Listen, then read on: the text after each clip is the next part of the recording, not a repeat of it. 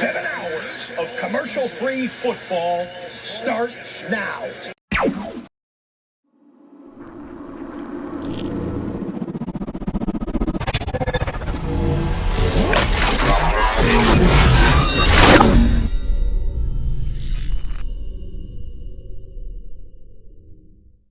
Wassup Ock? Y'all heard what I said, podcast. Telp, Darrin, Diesel D. We're going to talk about the NFL.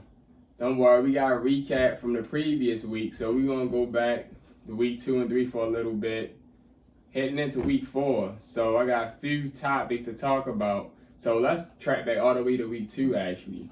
So, comebacks. It was the comeback week. So, You had the Dolphins with a 21-point comeback in the fourth quarter against the Ravens in Baltimore.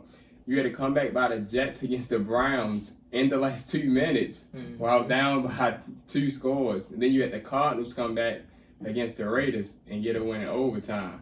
So, my question is, which comeback was more impressive? The more impressive comeback, honestly, was the Dolphins.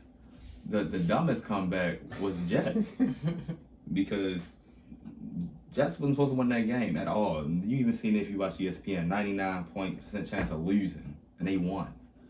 Like, Ravens, they still trying to figure out how everything mesh. Dolphins, we keep trying to act like they not for real, but all the pieces is there on paper. As long as they go out and play, they dangerous, and we know this.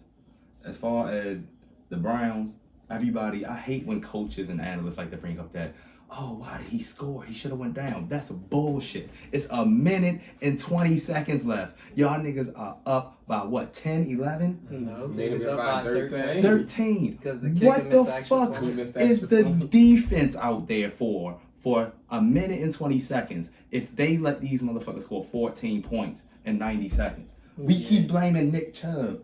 But what was the defense doing? Because Flacco scored in 3 plays one time, and then they got the onside kick. He scored in another 2. I'm not blaming it. I'm blaming the kicker. It ain't Nick Chubb. You get mad at Nick Chubb for having a $150 and 3 touchdowns, but we not blaming the defense for giving up 2 touchdowns in 90 seconds. Right. It ain't just the defense, it's special teams. And as far as the Cardinals, come on now. The Raiders are the Raiders, no matter what year it is. So I'm not surprised. See, that was a 23-7, 16-point lead.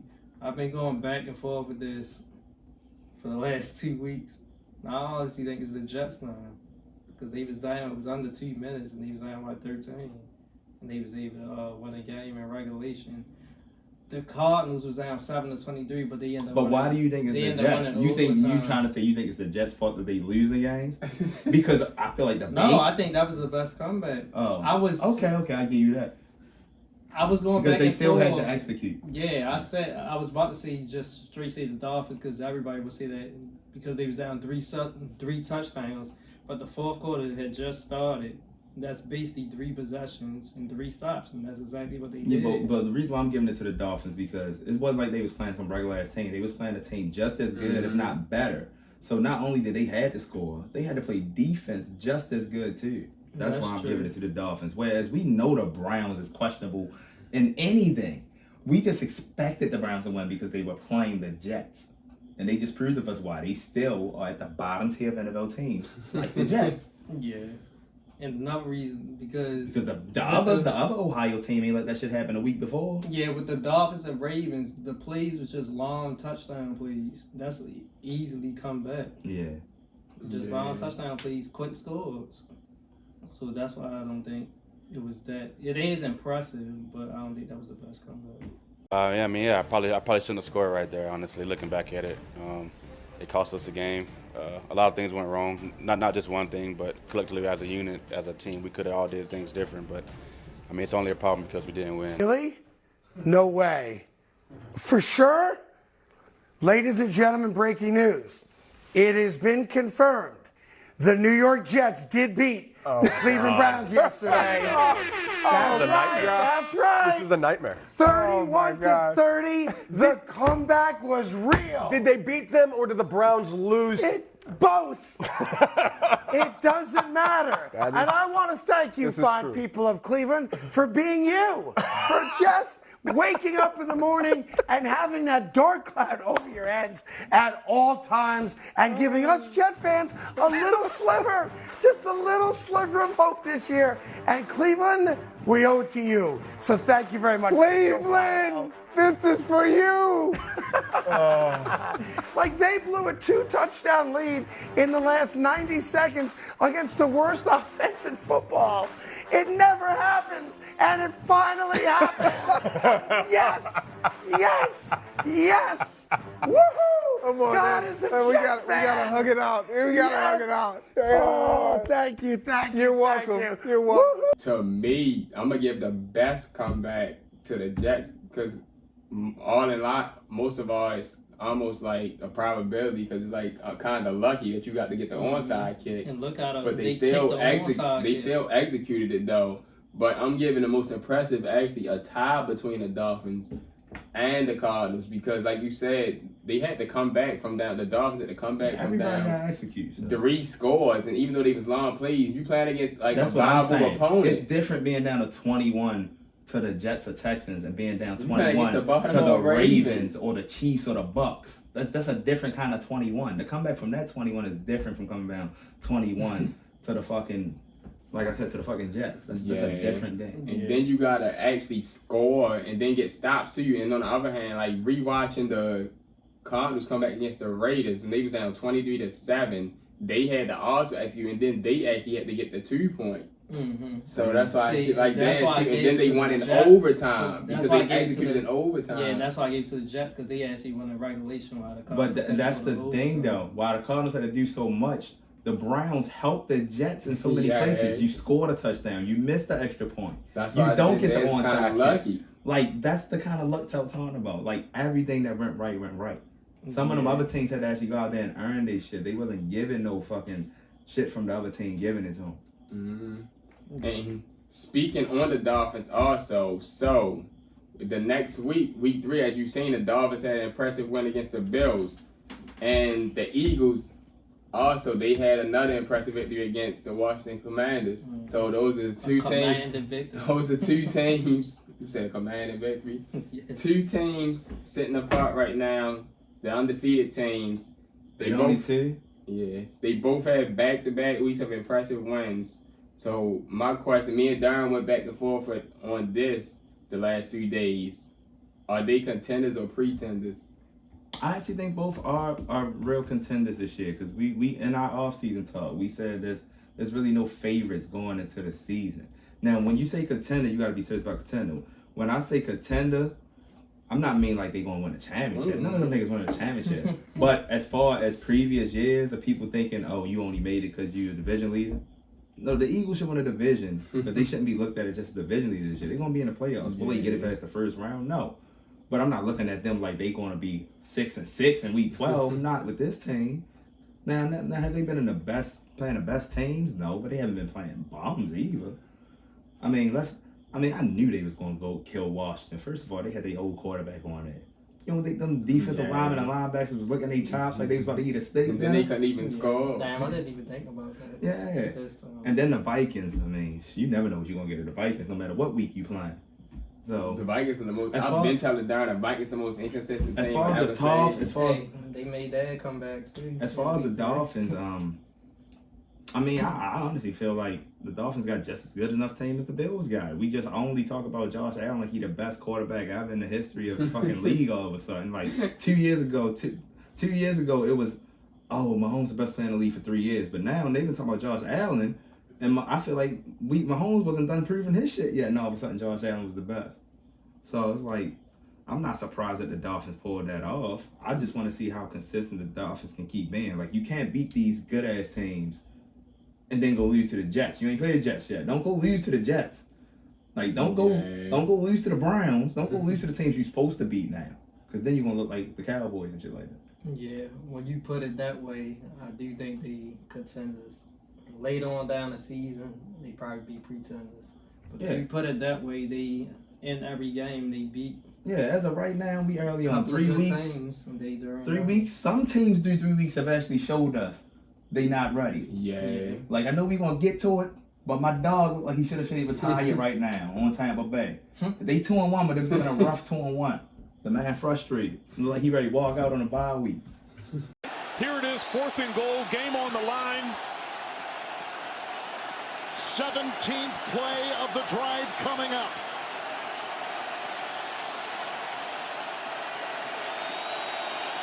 Diggs down here at the bottom, one-on-one. 4th and goal, and he throws short, incomplete. Looking for Isaiah McKenzie, and the Miami defense is held. And how about that? That was a touchdown, and Josh Allen knows it. He immediately went to his knees and put his helmet into the ground because he knows he missed an open Isaiah McKenzie. He had him for the touchdown. I got to see more from Hurts, too. If I have to see more from Tua, I got to see more from Jalen Hurts. Listen, I love his character, what he did in that SEC championship game when Tua got hurt and Nick put him in, and he brought them the win against Georgia after he sat there all year and didn't say a word. Wonderful guy. No argument. No. Go ahead. That was reversed. Hurts was in there. No, that was the championship game. That was a couple years later, Tua got hurt. Hurts came in and did a great job. Yeah. And I said to myself, oh, my God, what a job Hurts did. Superb. He sat there for 3 years, didn't move, didn't complain, let Tua be the quarterback, Stevie. And then he went in there and he won the game for him. I was really impressed. Yeah. But let's take it easy. I mean, you guys with these proclamations. Well, the Eagles this and Hurts that, and he's committed and he's this great. Come on. Last year in the playoff game against Tampa, our buddy Aikman was killing the Tampa passing offense. I'm sorry, the Philadelphia passing offense, who did the game for another network at the time. This is the worst passing offense I've ever seen. 2 weeks later or 2 games later, they beat the Lions and they beat the horrendous Vikings defense, and all of a sudden now he's Roman Gabriel. Let's take it easy with the Eagles and Jalen Hurts. Just a little bit, please. That's true. All right, to me, I'm saying the Eagles are contenders because we've seen how they look. Like, obviously, we've seen how they look. We've seen how Jalen Hurts is playing and their defense. And plus, the Eagles have already made the playoffs with Jalen Hurts.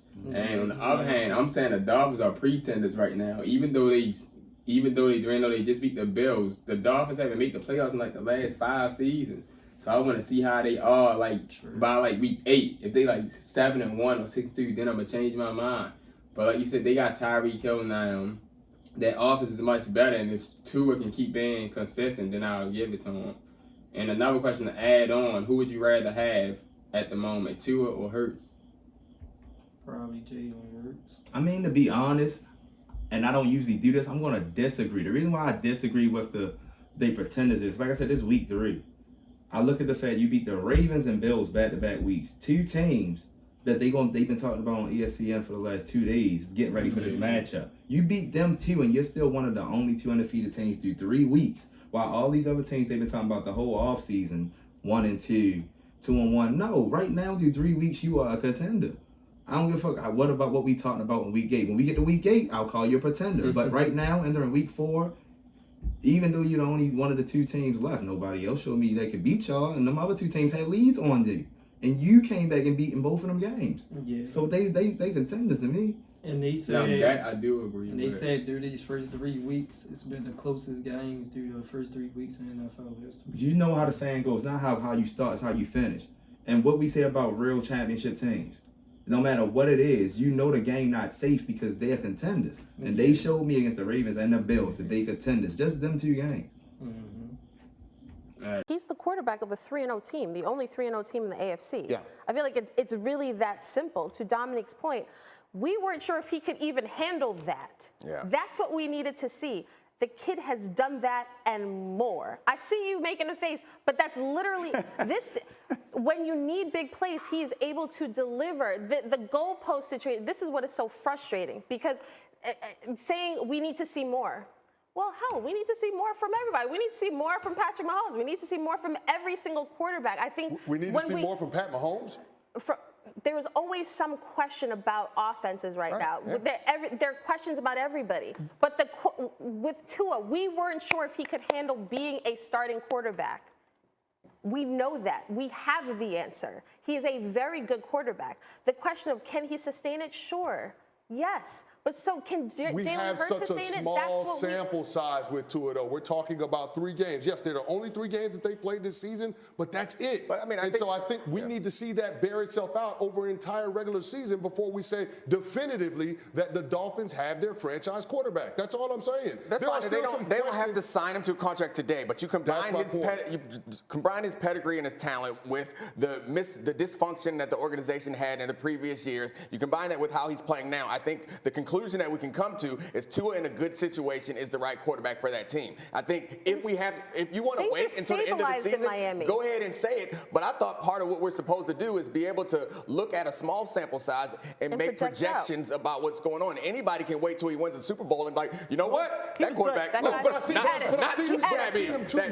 I've seen him 2 years not be able to stay healthy for a full season. They had an offensive line that was the worst in the NFL history. Can I finish saying that? Can I finish talking? Because y'all two are trying to jump me right now. Because This is WWE and it's a tag team and it's just one man in the ring. All I'm simply saying is this. Tua came into the league the same year that Jalen Hurts came into the league in a dysfunctional situation in Philadelphia. And guess what? We don't have any questions about Jalen Hurts because we saw him take a team to the playoffs last year. And we're seeing the evolution of the quarterback now. We know he can stay healthy for a full year. All I'm simply saying is let's see a full season of Tua with Mike McDaniel before we anoint him. As Bill Parcells used to say, let's not put him in Canton just yet. It's 3 games. I'm not saying that he's not a good quarterback. I just want to see if he can sustain this level of play for the rest of the season. So, moving on to another team.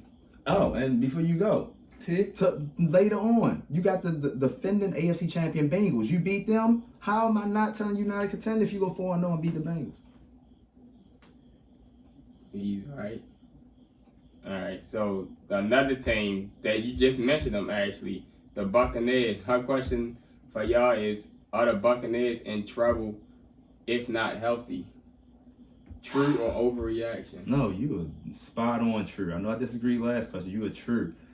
Without a healthy Chris Godwin and a healthy Mike Evans, and shit, healthy Leonard Fournette, he been healthy now, but they in trouble because Tom is frustrated, and that's my dog. But I don't know how the rest of their schedule look because I'm a Patriot fan. The Chiefs, but I don't know how the way the schedule look. They might not make the playoffs. They might not make the playoffs the way I'm looking at it right now. I actually disagree. Even though how much I hate Tom Brady, do all them Patriot teams through not having receivers all the times or unknown receivers, Brady always been able to get it done. And Tampa Bay still had one of the best defenses. Even though they had a little bit of trouble against the Packers, they were still in the game the whole time. It was a low-scoring game. What, it was 6-14? Yeah. Well, they lost 14-12, so that defense still was able to keep them in the game without their receivers there. Injured people. If Brady could get some time to work with the backup receivers, Perriman, Cole Beasley, who just joined, Scotty Middle, who been on there forever. You just named Scrub. They might be okay. Now I'm gonna tell you why I disagree. Now I watched Tom Brady for 23 years, and for 22 of those years actually, he's had Hall of Fame coaches, and Bill Belichick, and my guy up in the box now, Bruce Arians. Now we always say I know we say this in basketball when you're a star player, coaching doesn't matter as much, but coaching leads you the way. He has Todd Bowles, and I respect Todd Bowles, but he's no Bruce Arians, and he's no Bill Belichick. We seen what Tom Brady would do for 20 years with Rashay Caldwell, with those people. Coach. You got to be able. Belichick is a defensive coach. No, but Belichick also created a system as a defense coach. Because first of all, if you want to take it back, Belichick started as a special teams coach for the Browns, so he wasn't even a defensive coach. He was a special teams you want to start about. It still comes with the system you set for your franchise.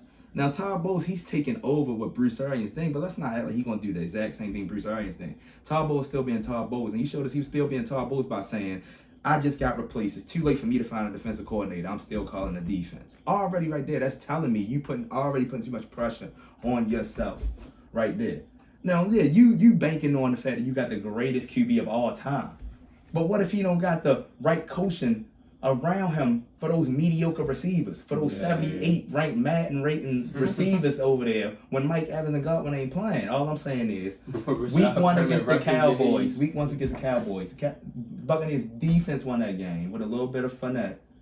Week 2, they played the Saints. They scraped by. As bad as the Saints was playing, they scraped by. And all the commentators kept saying, the Bucs have been very bad against the Saints every year. That was an excuse for the fact that Tom Brady looked nasty with the rest of the Bucs. And let's talk about week 3. That was the first time Brady beat the Saints since he's been on them. But yes. That's what he was saying. Yes, and I'm saying that's the commentators making the excuse for the fact that this is Brady's 3rd year on the Saints and he plays them twice a year. So you were 0-4.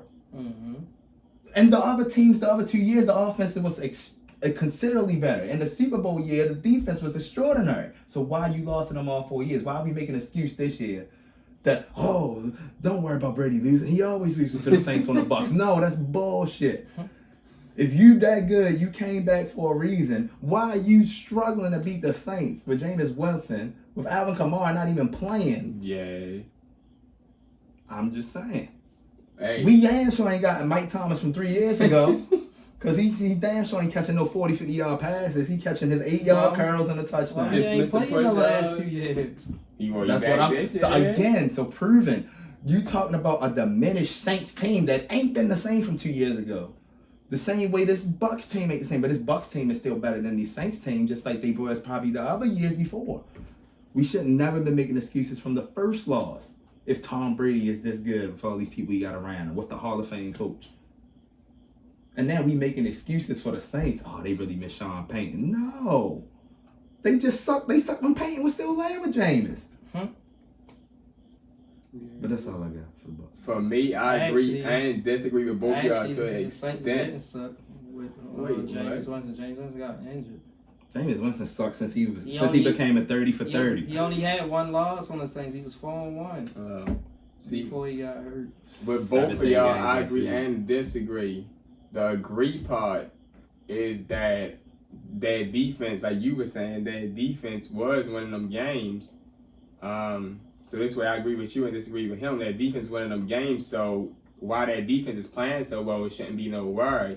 But on the other hand, where I disagree with you and agree with him, is the fact that they do have a new coach with Todd Bowles. And you just can't keep saying, no, it's Tom Brady, he don't get it done. The system is not the same with Todd Bowles. And plus, without Mike Evans, Chris Godwin, Julio, Rob Gronkowski retired, you drawing into a bunch of new people. Yeah, like, that's not going to get it done. These niggas had Russell Gage lead the team last week. My boy.